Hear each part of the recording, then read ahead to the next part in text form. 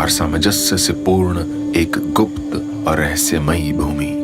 इस दिव्य और प्राचीन क्षेत्र में अत्यंत शक्तिशाली और सिद्ध ऋषियों का निवास था। उनके वैदिक मंत्रों से गूंजता हुआ हिमालय संपूर्ण मनुष्यता पर सुख, समृद्धि तथा आनंद की वर्षा करता था। देवी देवता और वन्य जीव स्वतंत्र रूप से विचरण करते थे। और फिर कलयुग का आगमन हुआ। पीछे पीछे आई युद्ध, रोग और अनैतिकता। बाहरी आक्रमणों और हमारे दुष्कर्मों के फलस्वरूप अपनी संस्कृति को त्याग हम निष्प्राण यंत्रों और भौतिकता के अंधवत दास बन गए। और इतना ही नहीं, इस पागलपन के भंवर में हंसते ही चले गए। परंतु अब और नहीं। वैदिक महिमा के इस प्राचीन जगत को अनुभव करने के लिए मैं आपको निमंत्रण देता हूँ। हिमालय के सिद्धाश्रम की पवित्र भूमि एक बार फिर से आपका इंतजार कर रही है। वेदों के अनुरूप जीवन जिएं, अपने इष्ट मंत्र को जागृत करें और आध्यात्मिक यात्रा का शुभारंभ करें। मंत्र जप, यज्ञों की आहुति और अपने इष्ट के अभिषेक से चेतना के उच्चतम शिखर पर पहुंचे। मैं आपकी प्रतीक्षा कर रहा हूं। आओ घर वापस चलें और करें साधना।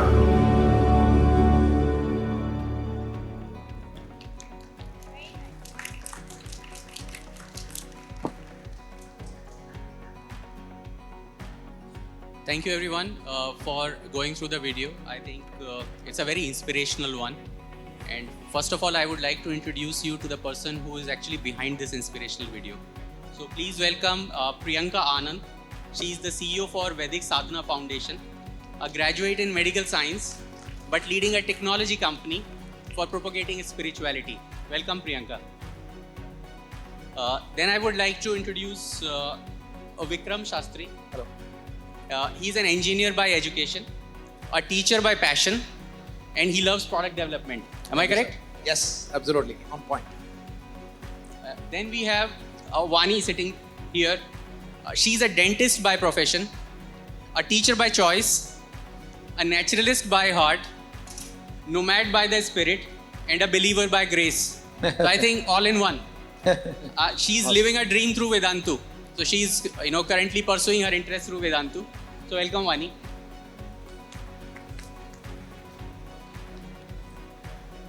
We have Dr. Ashish Sahani here. He's an assistant professor with Indian Institute of Technology, Ropar. He is a founder of Epilepto System. Rather, he's a founder for two startups. One is Epilepto System, which is working in wearables in health tech. And another one is Magnimus, which is a gamification of physical workouts on metaverse. So I think a lot of technology is spirituality already talked about. So I'm sure we are gonna have something very, very interesting coming out after this panel. But to begin with, I would like to start with Priyanka, who has been working, heartlessly, for this pursuit around spirituality. So Priyanka, what do you think, why do you think spirituality is so important in our life? And especially for the young generation, we are a very young country. Majority of our population is less than 28. Why is it so important, that you are trying so hard to make this possible? Thank you so much, Ashutosh. Firstly, I just wanted to, start with a namaste to everybody here. Look, I think more than why it is important, I would love to put a question out there and go, why is it not important? Spirituality, even before we get into it, what does that mean? So for everybody, it's different. Some people may look at spirituality as praying. Some people may look at it as doing the right karma. Some people may look at it as a path of yoga. Some may look at it as building, their intellect. So even on the path of yoga, we've got, Karam Yoga, Bhakti Yoga, Gyan Yoga, Raj Yoga, the path of meditation. So, why is it important? Because it's ingrained in us. It's important.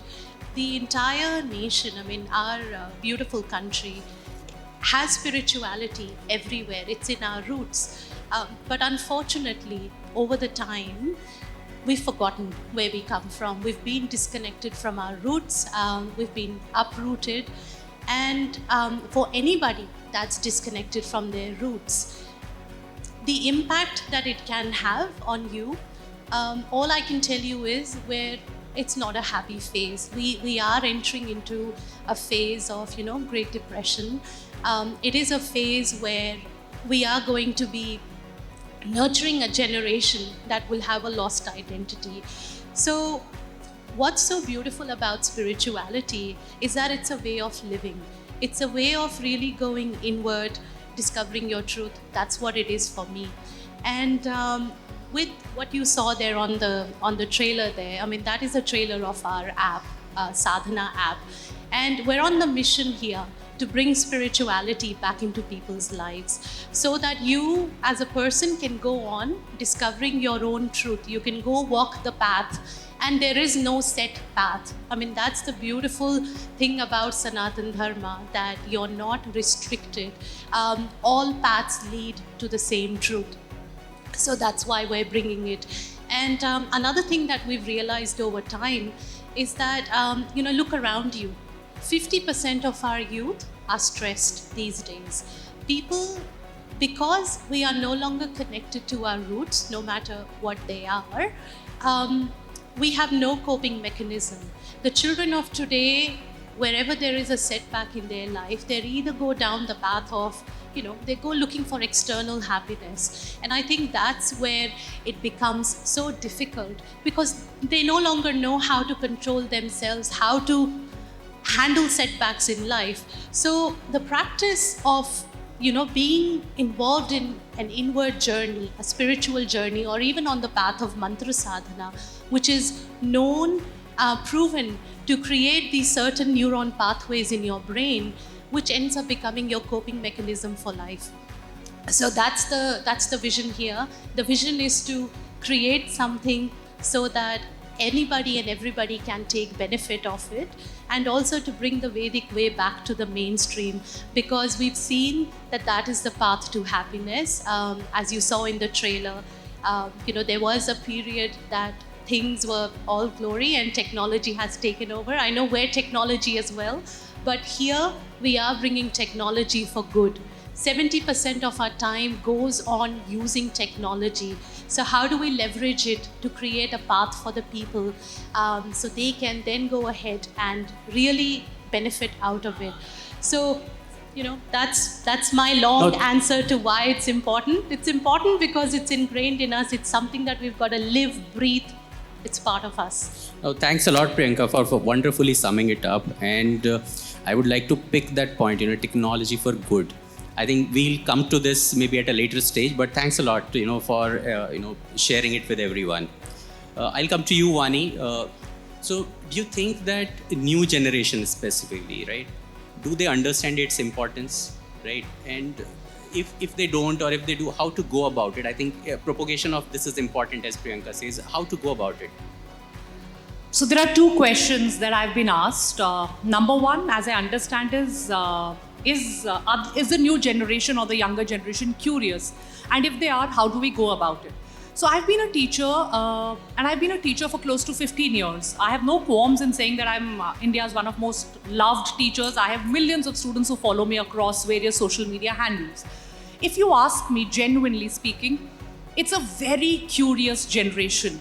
But what is not right is they don't get the right answers. There is no one point source which gives them the right answers at the right place. What they get online often is a lot of bias, is a lot of skew, is a lot of filtered, unfiltered information. Sanatan Dharma, when we talk about it, is a dharma which used to be often, given from one generation to other through vocal means. And there is a lot which has got lost in translation. As a teacher, I often have students who are stressed, as Priyanka was saying, anxious, worried, not knowing what to do, no common path for them to follow. And when all of this happens with the day-to-day chaos and stress, when it all adds up, they are looking for something which is substantial, something which is tested, which is time-tested, and something which can bring them long-lasting joy, peace. So I feel that is a big void it's a curious generation. We must give to them what they ask for. But how many, like if I have to take my own example, and I'd like to sum it in just a minute. I'm a coach. I coach pre-medical entrance students for getting into the top medical colleges of our country, to the likes of AIMS and AFMC.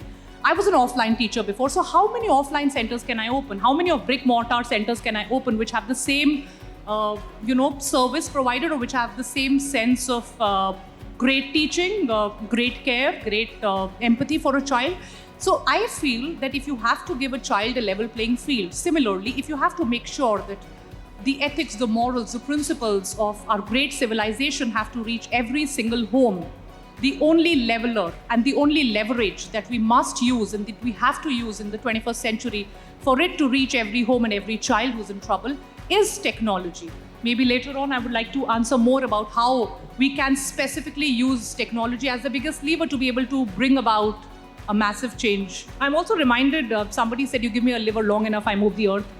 So yeah, so technology is a liver long enough to be able to deliver what the original principles of Sanatan Dharma say. Thank you. Thanks, Vani. I think very insightful. This young generation definitely needs, a dip into spirituality, especially. And now I would like to come to Vikram. So, see, Vikram, you have been doing a lot of good work in meditation. What do you think is the role of meditation in this entire piece? Right. And the work that you do, how are you actually going about it? Okay, thank you for asking. So guys, we all know and have heard of meditation, but if I were to put it in very simple layman's terms, while yes, meditation is a vehicle for for getting spiritual progress, that's what we have been seeing in our country and through all the posters, sons meditating, etc. In simple layman terms, meditation would be the ability to retain your attention on the object of focus. Whether we are studying, can we, if we are putting 30 minutes into studies, can that entire 30 minutes you focus on the studies? If you are listening to somebody for 10 minutes, can you be fully present to that person for 10 minutes? Right? So the ability to put your focus, your attention on whatever you want to do for extended periods. So that in essence is what meditation is all about. And what we have been doing, sir, is we have an app called Black Lotus, where we provide the tool of how to increase that attention span, the ability to retain that attention, as I said, through simple practices, 5 minutes a day practices. And what we are increasingly seeing is, if I were to take a step back, our mind has a thought generator which keeps generating thoughts. There is some scientific evidence which says we go through 80,000 thoughts every day. Now we have a lot of feelings, a lot of emotions, and we have all the past experiences, and also an imagination which is very vivid and clear, right? Now in this entire aspect there is a small thing called attention, right? And unfortunately we have only one attention, and either you can put it on the past memory, or you can put it on the future, or you can put it on a particular thought. So what now happens is, no matter what we are doing, suddenly our attention gets hijacked and it goes off elsewhere. And through Black Lotus, which is the app we have built, we are helping the youth discover the tool to use to put the attention on whatever they're doing for extended periods. So that's what we are doing, sir. Well, thanks a lot, Vikram. I think I completely agree with you. I come to now the technology aspect. I think science and technology is very critical in our lives. But here we have Ashish, I think, and he's the best person, I must say, to answer this question. You think science and technology has been able to decipher the importance of spirituality, and how? Okay. So yeah, this is kind of a googly, because many times we see that science and spirituality seem to be like antithesis to each other. Sometimes those who are scientists, they might even deny like there is a presence of spirit or presence of God. And it's still debatable, because even a spiritualist really, if you see our scriptures, they don't even claim that this is scientifically verifiable. They say that this is beyond mind, beyond your intellect. So intellect cannot grasp that reality. But as my friend Vikram was saying here, when we meditate, then what we feel, we start feeling like we are becoming more stable. We are connecting somewhere which is not explainable, but somehow we are getting peaceful. Okay, and probably that's a state which ultimately leads to spiritual growth or spiritual enlightenment. Now, through science, if we see, like I am in biomedical engineering and I work on a lot of wearable technologies. We are in fact developing a smartwatch for measuring, when an epilepsy or a seizure in epilepsy happens, which is a neurological condition. And in that we have a lot of different sensors on the watch. Like we can measure the heart rate, we can measure the heart rate variability, the skin impedance, we can measure if the person is stable or shaking. And all these sensors, if you think about, if you are progressing in meditation, you will see that your stress level will come down, which will automatically then mean that your heart rate variability will stabilize. Your skin temperature or your, your stability of posture, all these can be measured. So when you become spiritual, you grow spiritually, there are certain aspects in your physical body where also that thing can reflect, and those can be measured with the tools that we have today. And there is, and from like all our thoughts, science says that they are only product of your neuronal activity. Your brain is filled with neurons and their interconnections. And when these neural activities happen, like all our thoughts are basically a combination of all the neurons firing together. And that can be captured using, say, EEG, electroencephalography, or maybe fMRI or MRI. And these are something which are possible. In fact, one of the founding gurus, the founding guru of Vedic foundation, okay, Sadhana foundation. So, Om Swamiji, I had in fact done a study on his brain activity and even his heart activity. And he is somebody who is very remarkable in the sense like he can actually control various physiological aspects of his body, and we put up machines on him like patient monitor and also EEG, and we saw very high amount of alpha activity in his prefrontal cortex. And because he has completed thousands of hours of meditation, which you can actually observe, so it is not that it is a validation of spiritual growth in that sense for anybody, but I'm saying that if somebody is growing spiritually, some of the aspects of it also reflects in their body, and they probably would have conscious control of certain autonomic systems of the body which others may not have. Okay? That's wonderful. I think you are doing a wonderful job in getting both of them together. I think there's a lot to learn from you. Thanks a lot. Maybe we'll connect later. So, I think, Vani, this question is for you. So, how do we take this phenomena across the globe in a very, very fast way? What do you think? I mean, you are connected to the students, you have seen how students perceive things. What would you say? I think very, very crisply, I would like to listen from you as to how do we take it? So, I personally feel that technology and making sure that whatever we do has a tech aspect to it. If they can be fintech, if they can be ed tech, if they can be agri-tech in today's world, why not a speed tech or a spiritual tech? So I feel, I like to take a personal example here. I'm an army officer's wife. I'm an army officer's daughter. If I tell you where I come from today, you will not really be able to believe it. I'll have to give you a lat long of the area where I've come from to attend this place. I have stayed in the remotest parts of the country, and I've continued to work for one of the biggest edtech companies of our country and be the face of that edtech company. And why has that happened? Because technology has enabled me to do what I want to do. So in a very similar context, if we want to take age-old wisdom of our civilization to every single person, or as I often say, the last man, woman, or child standing, we have to make sure that we leverage technology to do it. There cannot be a better example than the Sadhana app. I urge each one of you to go download the Sadhana app now and see what phenomenal, absolutely brilliant work that this entire team has done there. I'm just a spokesperson for them in making sure that the information which is lying in some books and which is so difficult, the authentic information which is so difficult to get, any other way, but to make sure that it's on the touch of your smartphone.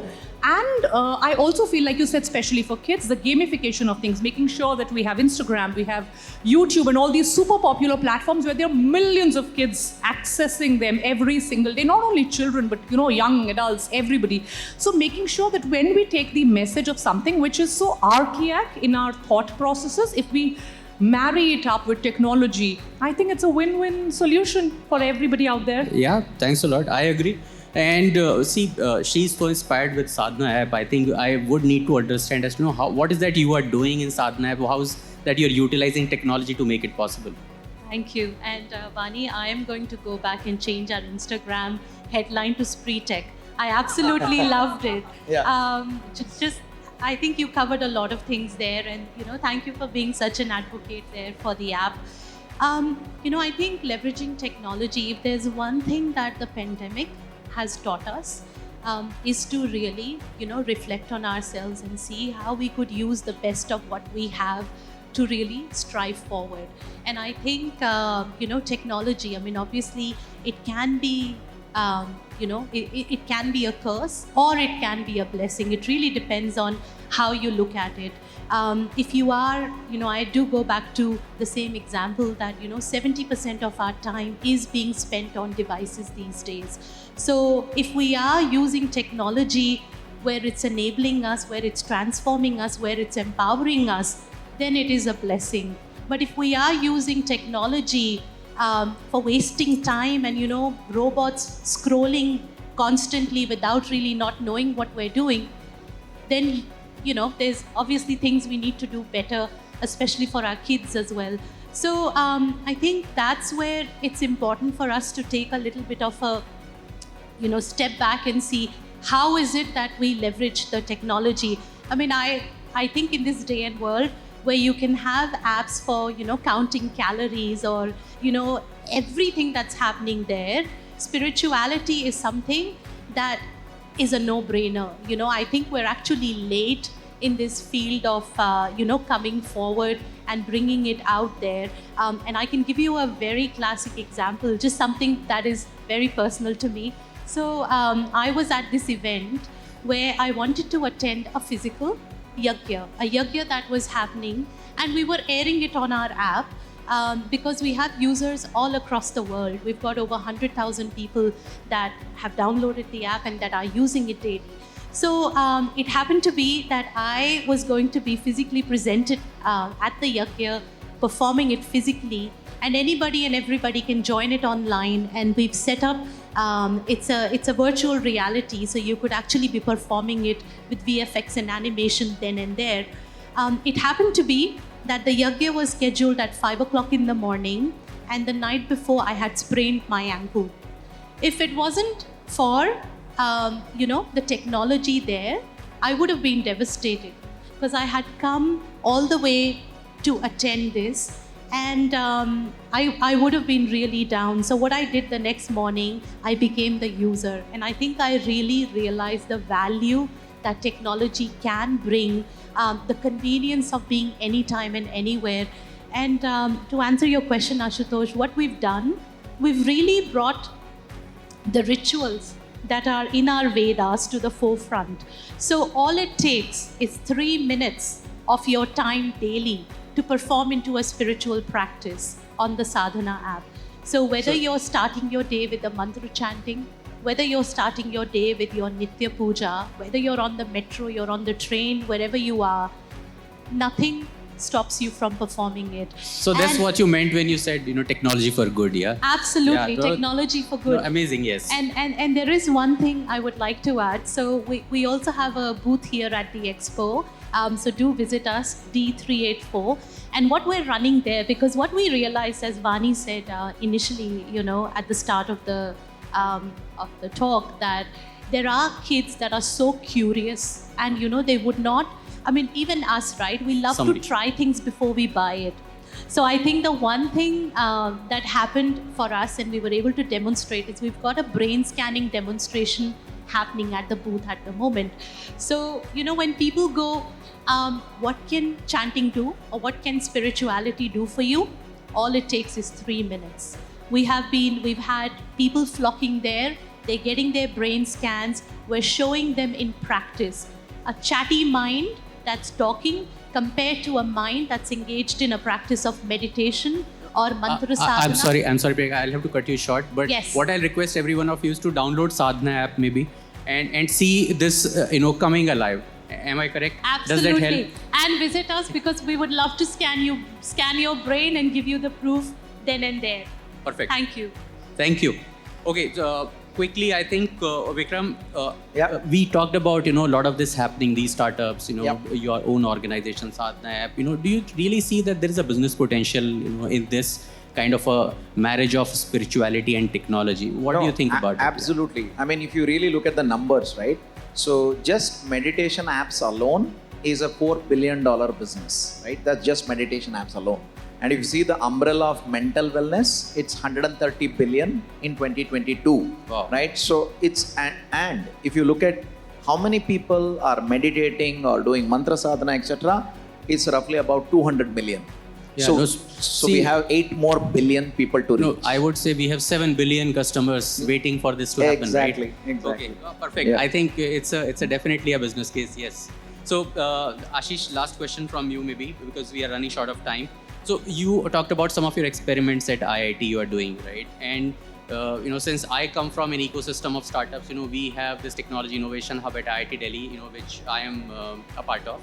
And there is a lot of good work, I'm sure, which is happening at IIT Ropar as well in this ecosystem. So, is there something which is happening in this field, wherein the marriage of spirituality and technology is happening?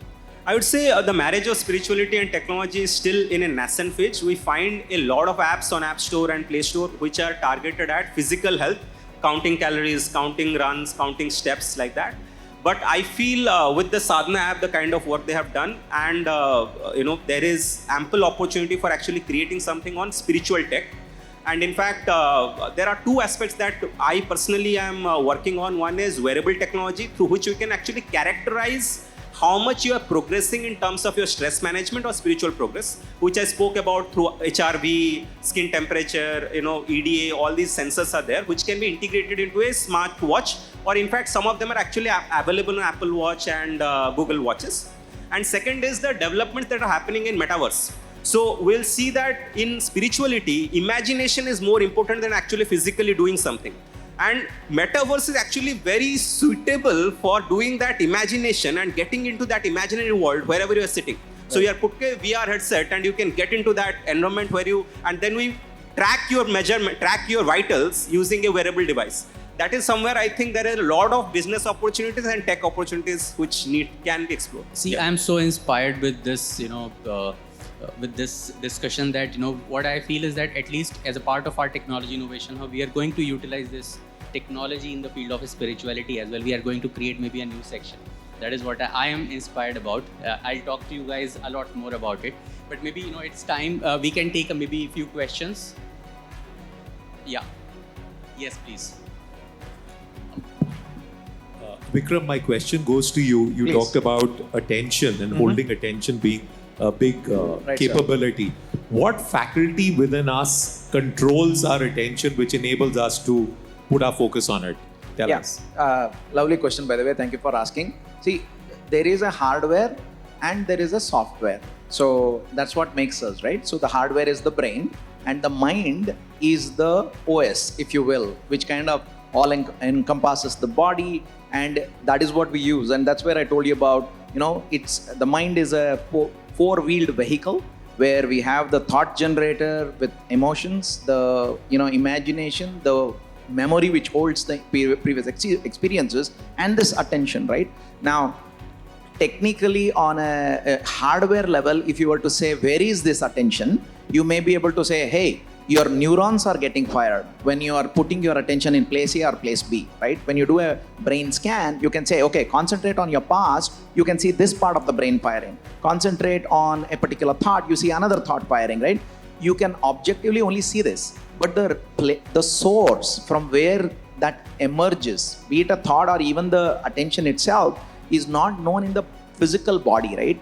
But all of us, by virtue of having a mind, we understand that it is the mind which kind of triggers it, right? So we use the hardware to kind of trigger it. So bottom line is, we can't pinpoint that this is the area where attention is there, right? But what we do know is where is it we can project the attention to, right? So like for example, now you are listening to me with attention, in bracket I hope, I'm just kidding. So that is attention, right? So in the same time, maybe some of us might be thinking about when am I going to go and have my coffee, right? So bottom line is, we know that the hardware enables us to measure things that are happening, but the real controller is the OS, which is the mind.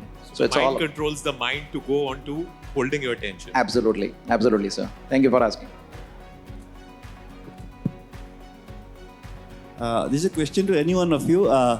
Body, mind, and soul. We look at it in a kind of a gradation. Like the body, we have understood quite a bit. Still, a lot to be learned. Mind, you guys are throwing a lot technology and a certain belief system. But is there a soul? And if there is one, what it could be? And what is the technology of soul? Priyanka, would you like to take this I'm one? happy to take the question. Now, I would love to sit here and quote the Bhagavad Gita, but Ma Saraswati is not very kind to me. But I do keep going back to something that I had asked the founder of the organization once about, very similarly about the relationship between the mind, body, and the soul. And I think there is a question we need to ask ourselves, and that is, who am I? I think that question alone, who am I? Am I the body? Am I the mind? Am I the soul? I don't think they're any different, to be honest. Personally, I think the soul is beyond the mind and the body. It is no different to the soul or the energy that is out there in the universe. If you think of it differently, there is this concept of macrosm and microsm. So in the universe, we have thousands of galaxies, and 70% of those, those galaxies, those pores. And similarly, just like the composition of the earth, where 70% is water, our body, 70% is the water. The universe, thousands of galaxies, millions of galaxies, we have those skin cells, the pores in our body, on our skin. So are we different from that energy, that prana shakti that's in the universe? The same energy that's flowing in the universe is flowing in us. So I always feel that, this may sound a little, there is this concept of Maya that I believe in, or, that power of illusion, right? I think once the veil drop off the eyes, once we realize that we are no different to, I am no different to you, you are no different to me, we are no different to the universe, then that mind, body, and soul, I think we go past it. We realize that we're all part of the same ecosystem.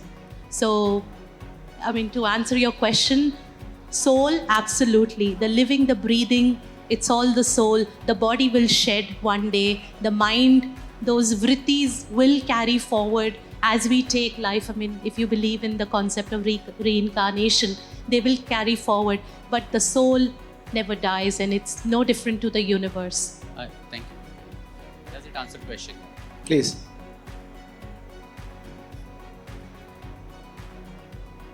Yeah, I just have my own observation. So I feel we all live in a 3D world. So all our senses are designed to understand in a 3D structure.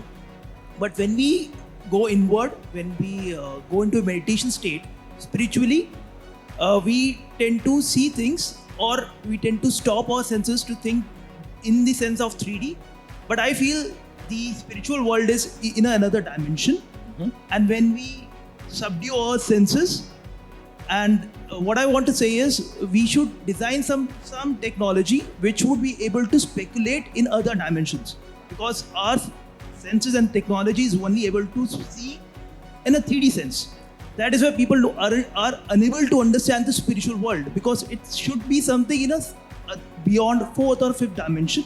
So something of technology which, if our Ashish sir can come up with a technology where we can be speculating or designing in other dimensions. Yeah, that's a interesting take.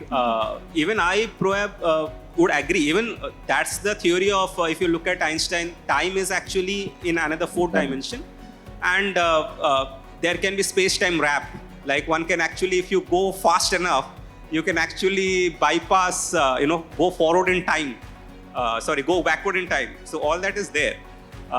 So in fact, this limitation is there of human beings, that we look only at 3D structures. And but ultimately, even if we make something like that, what my concern will be, ultimately we'll have to sense it through these senses. If that is still through these senses, which are designed for 3D, then it might be difficult. Then also we'll have to do slicing. Like right now also we do slicing. But the developments that are right now happening in, say, if you, this Elon Musk company, this Neuralink, something of that sort. If you have seen Matrix movie, so if we can move out of this hardware of brain and then move it to a different hardware altogether, where we move our consciousness probably into cloud or somewhere through Neuralink and maybe do something, that's something which I fascinate about. I'm not certain if that is possible, but that's where people are pushing. Like physical body has limitation, and if you see the development that are happening with AI, like ChatGPT and the capabilities which they are coming up with, a human being takes 20 years to learn something, 20-25 years to train. A chatbot or a AI will train within minutes of its birth and will start training again. So human hardware might be limited in that sense. So we might have to upgrade our hardware to something else. I don't know. This is something. Thank you, Dr. Ashish. Thanks a lot. I hope it answered your question. Yes. Okay, so I'm sorry, I have been advised not to take any more questions. I'm so sorry for that. Maybe backstage we can have more discussions. We Yes, would that's love very to much take possible. any questions, Yes. backstage or somewhere. Please feel free to come to the kiosk as well. Yes, so there is a VIP lounge. Please, feel free to tag along. We'll take all your questions there. Please, yes. So, a very, very interesting discussion, and I would like to thank all the panel members for this discussion. At least I have moved not an inch, but at least a feet closer to spirituality today. Thank That's you. what I can say. That was the objective.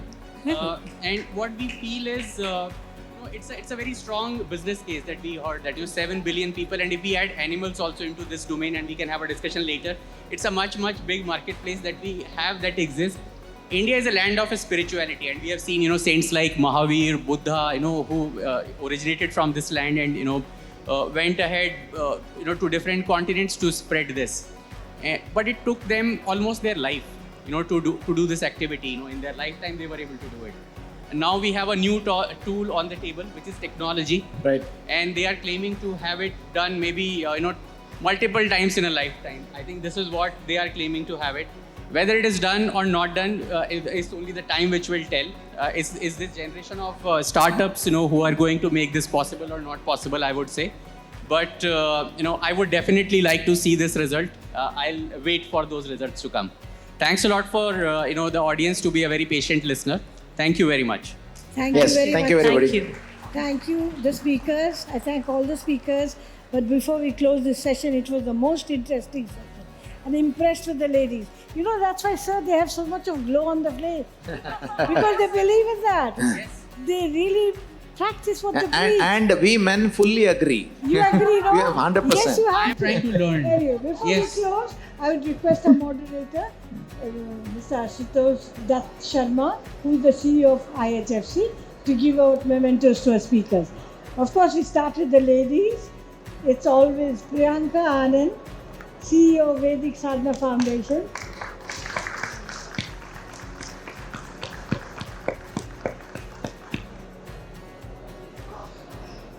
Dr. Vani Dhindsa, Director Vedantu.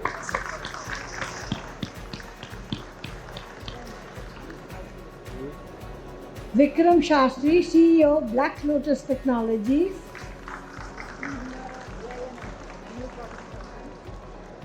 Ashish Sahani, PhD Assistant Professor, Biomedical Engineering, IIT. And last but not the least, sir, Mr. Ashutosh Dutt Sharma, a small token from Exhibitions India, the organizers. This is Ruchika giving out the gift. Thank you, sir. Thank you so much.